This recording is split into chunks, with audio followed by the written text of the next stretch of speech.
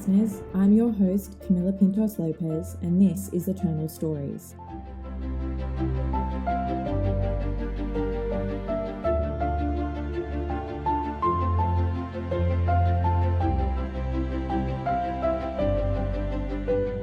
This podcast series is brought to you by Southern Metropolitan Cemeteries, New South Wales. For more information about the cemeteries and the work they do, feel free to visit their website at www.smcnsw.org.au. We'd like to begin this episode by acknowledging the Bidjigal people of La Perouse from the Eora Nation, traditional custodians of the land, and pay respects to elders, past, present, and emerging.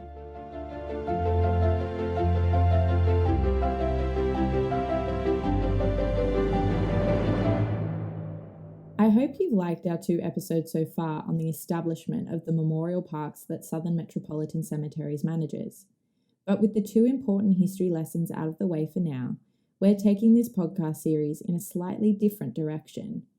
We're going to be taking an in-depth look into the stories of a couple of very colourful women over the next 2 episodes, established enemies in life, and yet both buried at Eastern Suburbs Memorial Park, or again, ESMP for short. These ladies built a reputation for themselves during the early years of 20th century Sydney, creating havoc, causing mischief, and instilling fear in and amongst the citizens of the eastern suburbs for decades. So much so that even today their stories remain infamous, even immortalised in music and television. These 2 next episodes are the life and times of Tilly Devine and Kate Leigh. We're going to start with Tilly Devine's early years. But don't worry, we'll be introducing Kate shortly. Tilly Devine was born Matilda Mary Devine, or Tilly for short, on the 8th of September 1900 in Camberwell, London, England. She was the daughter of a bricklayer, Edward Twiss, and his wife Alice née Tubbs. Not much information can be found on the earliest years of Tilly's life. However, it has been established that from her early teens, Tilly was already turning tricks in England, having established a bit of a reputation as a prostitute on the street corners of where she grew up. When she was just 16, she met an Australian digger in World War I, an ex-shearer named James Edward Joseph Devine, nicknamed Jim, or Big Jim. And just short of a month shy of her 17th birthday, Tilly and Jim were married at the Church of the Sacred Heart of Jesus in Camberwell.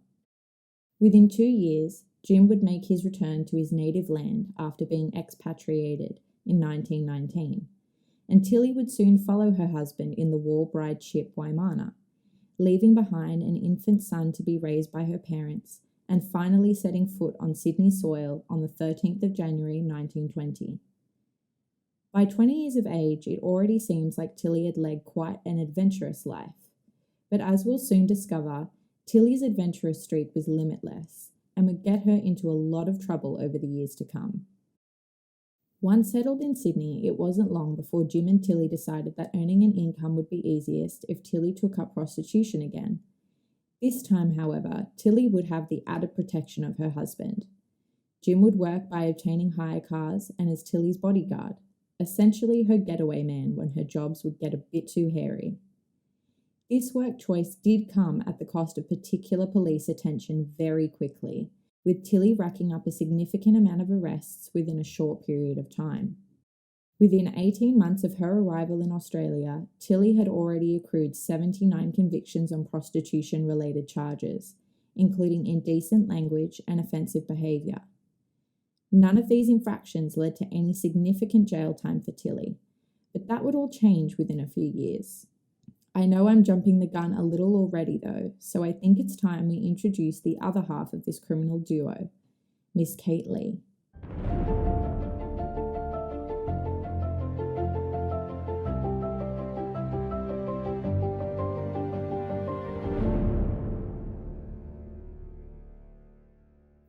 Catherine Mary Joseph Leigh was born on the 10th of March 1881 in Dubbo, New South Wales, Australia.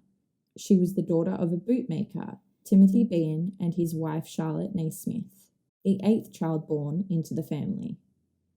Records indicate that from a very early age, Kate was a somewhat neglected child, and much like Tilly, was getting into trouble at a very young age. By 12, she had been sent to Parramatta Industrial School for Girls, at that time known for housing delinquent juveniles. This incarceration did little to temper her behaviour, and by 18, she had already established a pretty notorious reputation for being too much trouble, whilst also giving birth to a baby girl, Eileen, the same year Tilly Devine was born. At the age of 21, Kate married her own Jim, James Leigh, a man already known to police for his illegal bookmaking skills, amongst other petty criminal activity. In fact, by 1905, whilst Tilly was still an infant in England, Kate had already successfully played a part in ending her own first marriage by cooperating with authorities in James Leigh's arrest for assault and robbery on their glebe landlord. When Jim Leigh was finally released from jail, he and Kate remained estranged. Kate began a relationship with a man named Samuel Freeman, notorious in his own right within the Sydney criminal underworld for various activities, including most notably the armed robbery of the payroll of a railway workshop with his accomplice Ernest Shiner Ryan. This crime is reported to have been the first where a getaway car was used during an armed robbery in Australian criminal history. The two men were convicted on the 18th of June 1914, but this didn't seem to deter Kate, having realised that her relationship with Samuel provided her with a variety of contacts for her own mischief. Unlike her cooperation with authorities with relation to her first husband's crimes, Kate even tried to give Samuel Freeman an alibi. This would be a hefty mistake on Kate's part, who received 5 years imprisonment for perjury in 1915. Unlike Tilly, it appears that Kate's conviction record was a little cleaner, with records indicating that by the time she was sentenced to 5 years, Kate had only received a total of 13 prior minor convictions for offences related to prostitution.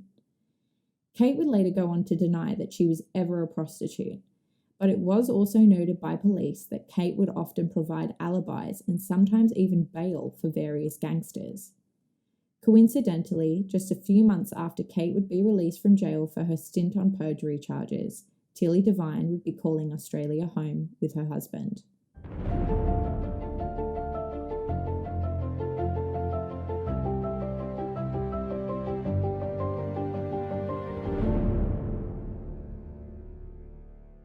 Both women, already established minor criminals in their own right by the time the Roaring Decade was underway, had witnessed certain changes in New South Wales law that would ironically pave the way for their memorialised criminal reputations. You see, various laws had come into effect at the turn of the century and would continue over the next few decades in an attempt to curtail unruly criminal behaviour. The prohibition of prostitution under the New South Wales Vagrancy Act of 1905 concluded that men were not allowed to live off the proceeds made by brothels. There was prohibition on selling cocaine through legal outlets like chemists, and there was an established 6 p.m. closing time of pubs, bars, and hotels, making the selling of alcohol illegal after that time.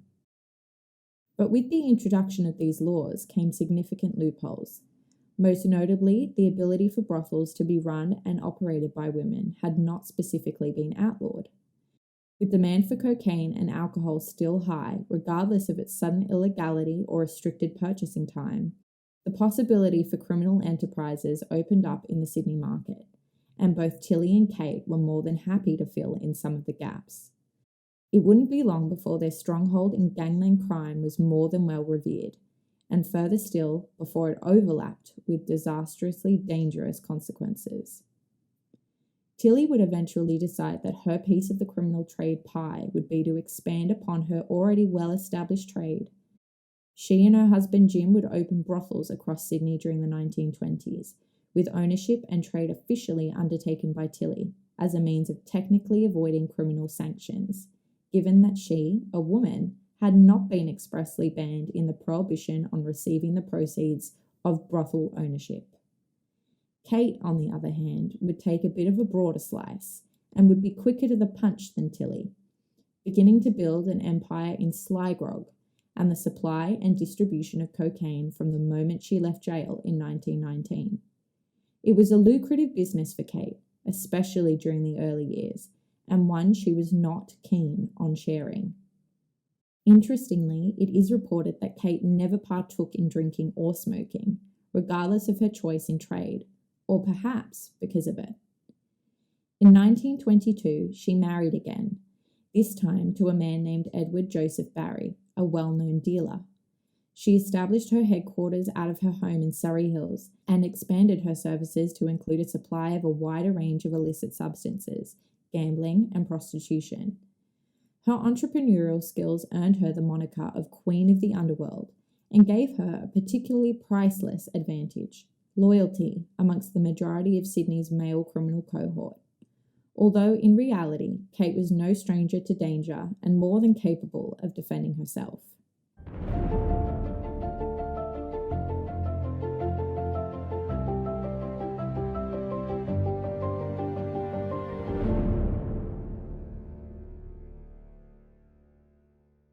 Both women for a time seemed to run their criminal games independently of each other without much hassle.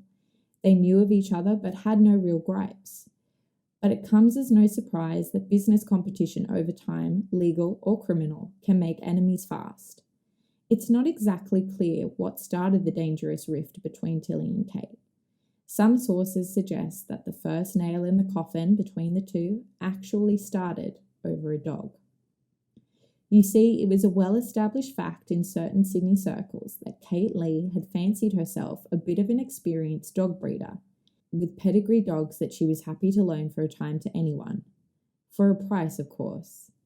The story goes that Tilly was one such person, who borrowed Kate's dog, but upon return there was a problem.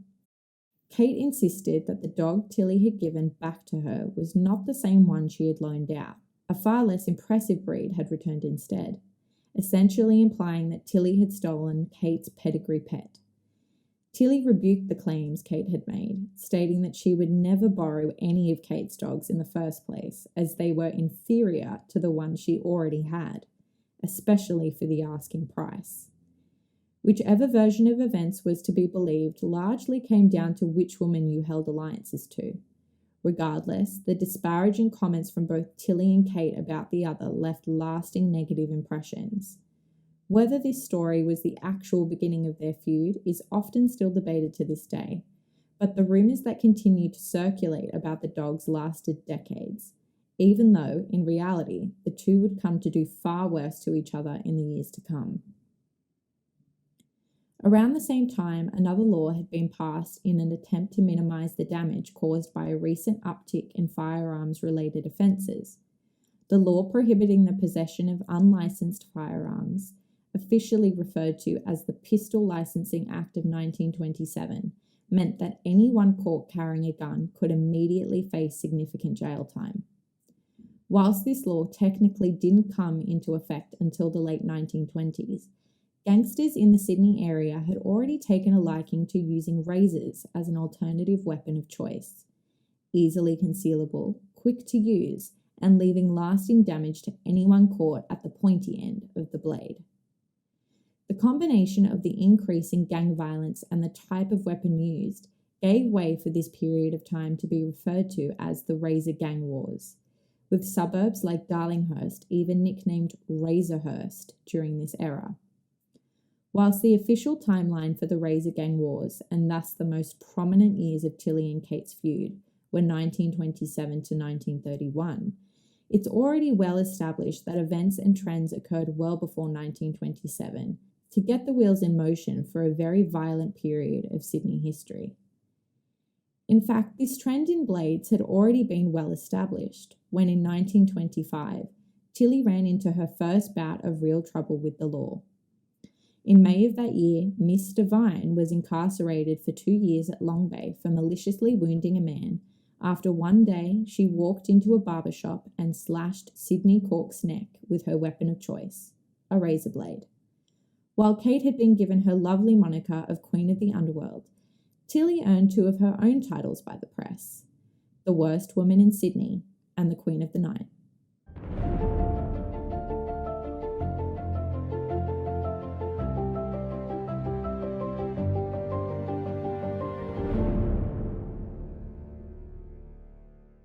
By the late 1920s, Tilly's husband Jim had become more heavily infiltrated in the criminal underworld of Sydney, also partaking in the distribution of cocaine and other drugs, and sly grogging.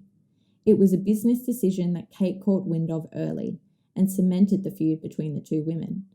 But Jim was not a man that ever seemed deterred, and if you thought that a stint in prison would deter Tilly Devine, you'd be wrong. It was while she was inside that Tilly decided she would begin her brothel business, slowly transitioning into more of a madam rather than continuing on as a prostitute herself. Tilly quickly began opening businesses around the Darlinghurst and King's Cross suburbs upon release, and Jim used these locations as a way to expand on his cocaine trade. The combined criminal enterprises of man and wife were additionally conducted out of their household in Maroubra, but it was also a badly kept secret that Tilly and Jim's marriage was rife with domestic disputes, and the violence would only increase over the years. Kate was no stranger to violence either. Throughout the 1920s, numerous razor attacks had occurred around Sydney towards Kate's employees, but also at her behest towards other rival gangs, namely Tilly's. This left many of her own prostitutes disfigured, but also caught the attention of authorities towards Kate's own violent tendencies. One such violent outburst and legend amongst the police of the Eastern Suburbs area of the day was directed at Tilly Devine herself. The story goes that Tilly was being apprehended on the sidewalk by a policewoman and was rather loudly objecting to the process. Kate Leigh happened to witness the altercation from the tram she was riding as it went past, but noticing it was Tilly who was fighting with the authorities prompted Kate to cut her journey short. Kate quickly hopped off the tram and punched Tilly in the face, before turning to the policewoman and wishing her a good day. This event was witnessed by many and quickly cemented the bizarre nature of the lady's feud to onlookers, but ensured that everyone knew Kate was a woman not afraid to be violent if she felt it was deserved. And a day would come in 1929 when Kate felt that Tilly truly deserved it.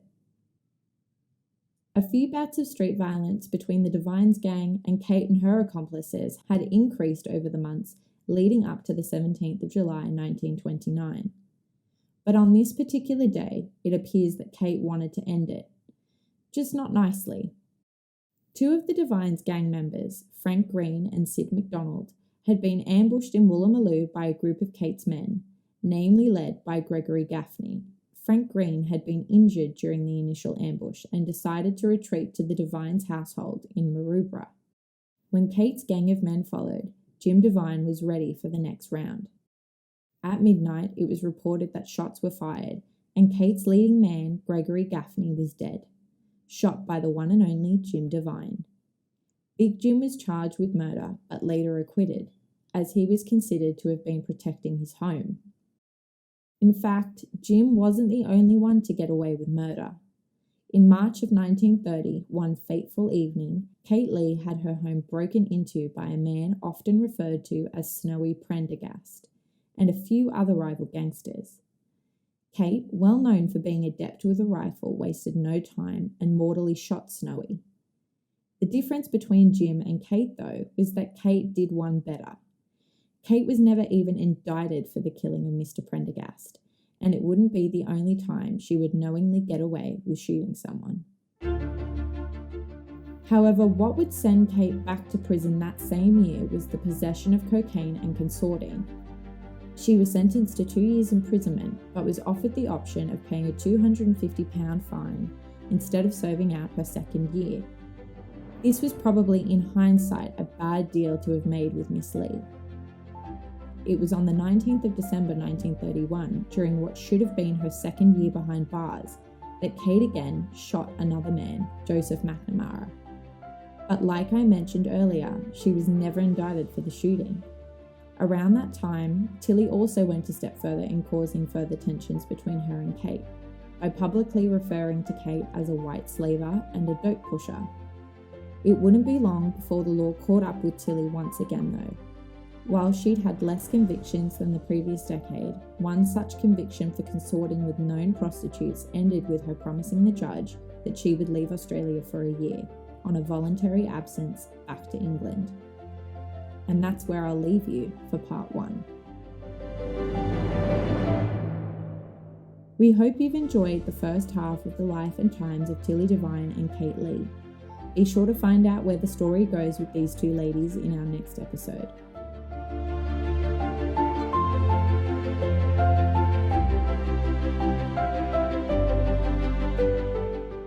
For more information on this episode and the podcast, feel free to head to our Facebook pages under Woronora Memorial Park and Eastern Suburbs Memorial Park, or on LinkedIn at Southern Metropolitan Cemeteries, New South Wales.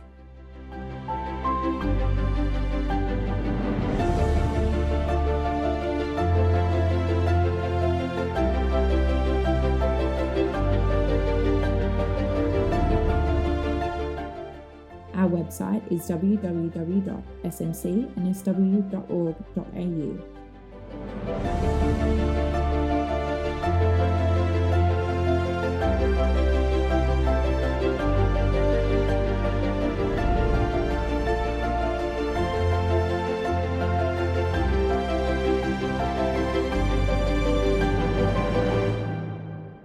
And of course, thank you for listening.